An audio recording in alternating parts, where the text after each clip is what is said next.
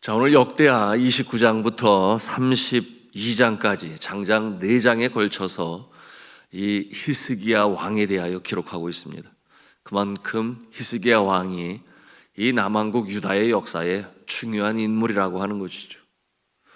실제로 이 히스기야 왕은 하나님의 은총을 받아 그야말로 선왕의 모습으로 나라를 안전하게 평안하게 이끌었던, 또한 영적으로 하나님 앞에 경건했던 하나님의 종이었습니다. 여러분, 그가 왕이 되고 제일 먼저 한 일은 이 아버지 아하스 시대에 폐쇄되었던 이 성전의 문들을 여는 일이었습니다. 다시 말하면 영적으로 다시금 새롭게 되어지는 일에 이처럼 쓰임받았던 히스기야 왕이었습니다. 우상을 섬기던 모든 우상을 파괴하고 또한 신당을 없애버렸습니다.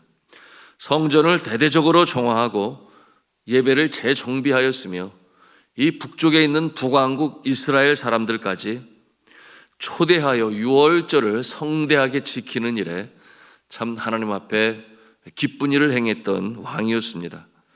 그처럼 신앙으로 똑바로 설 때 하나님께서 은총을 베푸사 그 거대한 나라 아시리아가 침략해 들어올 때 그 침략을 물리친 위대한 왕이 되었습니다. 하나님 앞에 우상 숭배로 악을 행했던 그의 부왕인 이 아하스와는 완전히 다른 그 아들 히스기야 왕의 모습이었기 때문에 더욱더 이 아버지와 비교되어지는 인물이죠.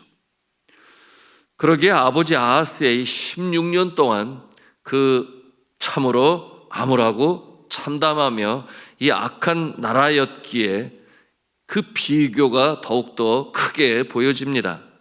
우리가 생각하지 않을 수 없어요. 어떻게 그렇게 악한 왕, 그 악한 왕 아래에서 히스기야 같은 이 선왕이 나올 수가 있을까? 이렇게 훌륭한 아들로 성장하고 나라를 잘 다스릴 수 있을까? 히스기야를 히스기야 되게 한 것은 도대체 무엇일까? 우리가 의문을 가지 않을 수가 없어요. 그의 성장 과정을 우리가 살펴보지 않을 수가 없습니다. 이 히스기야가 9세 되던 해 그의 아버지 아하스가 유다의 왕이 되었죠. 하나님을 경외하지 않았던 아하스로 인해서 그의 통치 16년 동안 이 남왕국 유다는 죄악의 풍조 속에서 하나님의 근심거리가 되고 말았습니다. 그 16년 동안 히스기야는 어떠한 모습으로 성장하였을까요? 부전자전이라는 그런 속담도 있는데 그런 형편없는 모습으로 성장했는가? 그렇지 않음을 우리가 보고 있지 않습니까? 히스기야의 성장 과정에는 감사하게도 그에게 선한 영향력을 미치는 존재가 있었으니 바로 그의 어머니 아비야였습니다. 경건한 여인, 그의 어머니 아비야, 이와 같은 모습은 하나님의 손길이라고 말할 수 있겠습니다. 히스기야의 어머니 이 아비야는 오늘 말씀에 말씀하고 있는 것처럼 스가랴의 딸입니다. 여러분, 그렇다면 이 스가랴는 또 누구인가? 26장 5절을 찾아가서 26장 5절에 소개된 그의 모습을 찾아서 보시겠습니다. 역대하 26장 5절 말씀 같이 읽습니다. 시작. 스가랴가 사는 날에 하나님을 찾았고 그가 여호와를 찾을 동안에는 하나님이 형통하게 하셨더라. 자, 말씀해 보니 스가랴는 하나님의 묵시를 밝히 아는 주의 종으로서 왕에게 조언을 주는 자였어요.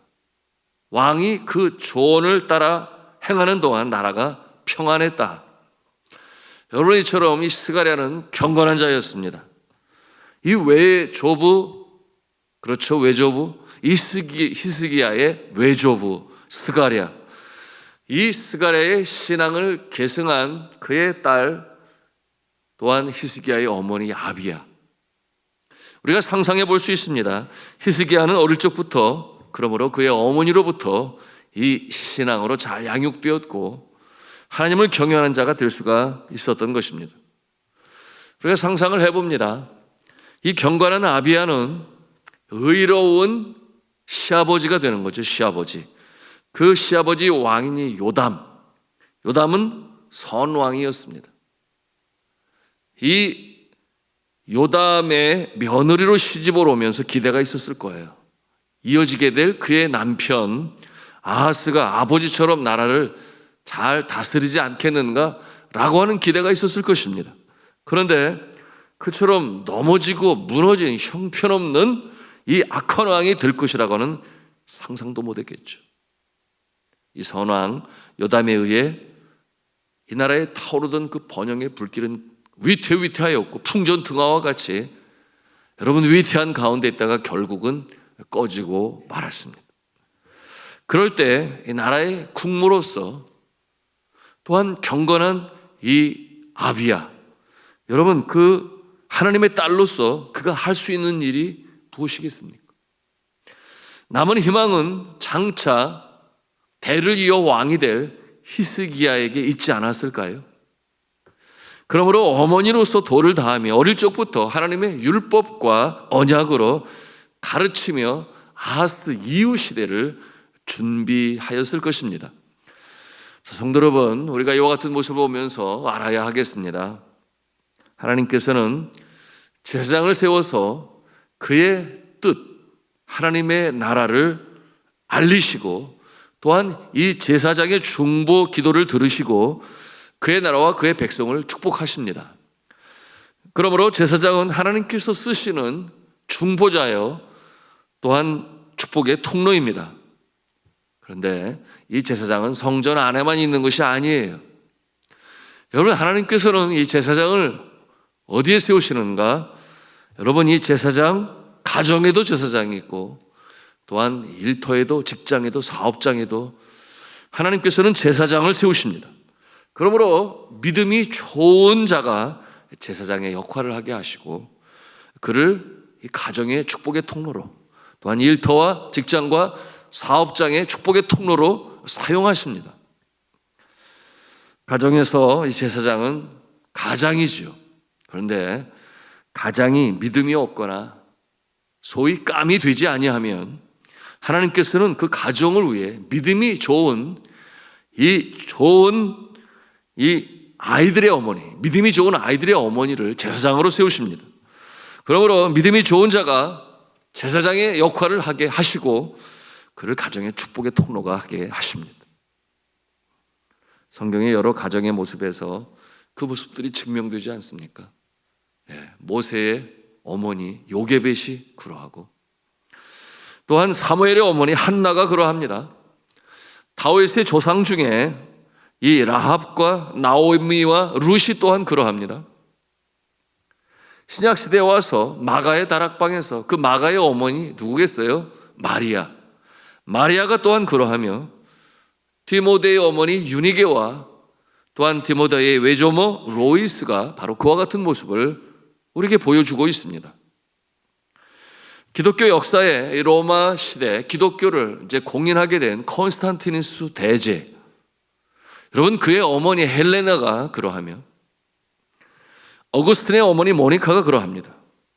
존 웨슬레의 어머니 수산나 웨슬레가 그러하며 아이가 9살 때 이 세상을 떠날 때 그 세상을 떠나면서 성경을 물려주었다 그랬어요. 그래서 뭐라고 말을 했는가 하면 이 성경은 나의 부모님께 받은 책이니 이 성경의 말씀대로 살아가고 하나님과 이웃을 사랑하는 사람이 되어야 한다. 누구겠습니까? 바로 에이브라함 링컨의 어머니 낸시 링컨이 바로 그러합니다. 이 자리에도 어머니가 계시지만 남편이 신앙으로 똑바로 서지 못하면 그 모습으로 인하여 너무 절망하거나 슬퍼하지 말고 남편이 똑바로 서기를 기도하면서 그때까지는 하나님께서 어머니인 나를 이 가정의 제사장으로 세우시는구나, 축복의 통로로 사용하시기를 원하시는구나, 내가 축복의 통로가 되어야지. 여러분 이와 같은 마음을 가지고 소망 중에 꿋꿋이 믿음으로 전진해 나가시는 어머니가 되시기를 주님의 이름으로 축복합니다. 히스기야가 왕이 되고 제일 먼저 한 일은 무슨 일이라고 그랬어요? 닫혀 있었던 성전 문들을 여는 것이에요. 딱 그랬습니다.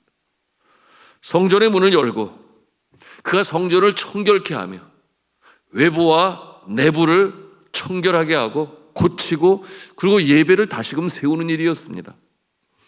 우리 29장 3절, 4절, 5절 말씀, 우리 같이 천천히 읽도록 하겠습니다. 시작. 첫째 해 첫째 달에 여호와의 전 문들을 열고 수리하고 제사장들과 레위 사람들을 동쪽 광장에 모으고 그들에게 이르되 레위 사람들아 내 말을 들으라. 이제 너희는 성결하게 하고 또 너희 조상들의 하나님 여호와의 전을 성결하게 하여 그 더러운 것을 성소에서 없애라. 그야말로 새 역사에 물꼬를 트는 일이 일어났습니다. 새로운 시대, 새로운 출발, 새로운 역사에는 언제고 영적으로 하나님 앞에 똑바로 서는 일로부터 시작이 되었습니다. 하나님 앞에 나아가기 위하여 오랫동안 닫혀 있었던 이 성전의 문들을 열게 한 히스기야. 여러분, 그의 아버지가 바로 이처럼 성전 제사를 지키지 아니하고 이처럼 문을 닫아 그처럼 이 패역한 모습으로 그야말로 나라는 그 위기 속에 소망의 불을 꺼뜨리고 말았죠. 그런데 이 히스기야 왕을 통하여 다시금 시작되어진 새 역사, 이처럼 영적으로 하나님 앞에 똑바로 서는 일이 있을 때 놀라운 역사가 나타나는 것입니다. 이 모습은 우리의 삶에도 마찬가지예요. 여러분, 그는 이 성전의 문을 열고 내부와 외부를 청결하게 할 뿐만 아니라 그 자신, 그의 심령을 먼저 주님 앞에 청결케 하고 또한 그 일로 수종드는 레위인들을 성결하도록 명하였던 모습을 우리가 볼 수 있습니다. 자, 오늘 말씀 5절에 명령을 하고 있는데요. 자, 5절에 뭐라고 말씀하고 있는가? 이제 너희는 성결하게 하고. 여러분, 외적인 건물 그 이전에 먼저 이 사람의 심령, 여러분 그 레위인들의 그 심령을 성결하게 하고, 그런가 하면 15절에 또 반복이 되고 있어요. 우리 15절 말씀을 같이 읽도록 하겠습니다. 15절입니다. 시작. 그들이 그들의 형제들을 모아 성결하게 하고 들어가서 왕이 여호와의 말씀대로 명령한 것을 따라 여호와의 전을 깨끗하게 할세. 그러니 이 성전을 청결하기 전에 먼저 그 자신의 이 심령이 성결해야 함을 이렇게 말씀을 통해 우리에게 가르쳐주고 계십니다. 여러분, 이 심령의 이 청결함 또는 성결에 대해서는 예수 그리스도께서도 산상순 팔복을 통해서 우리에게 말씀하시지 아니하셨나요? 팔복 중에 6번째 복, 뭐라고 말씀하셨는가? 심령이 청결한 자는 복이 있나니 그가 하나님을 볼 것이며. 그게 무슨 뜻이겠습니까? 하나님은 영이시니 우리가 직접 볼 수 없어요.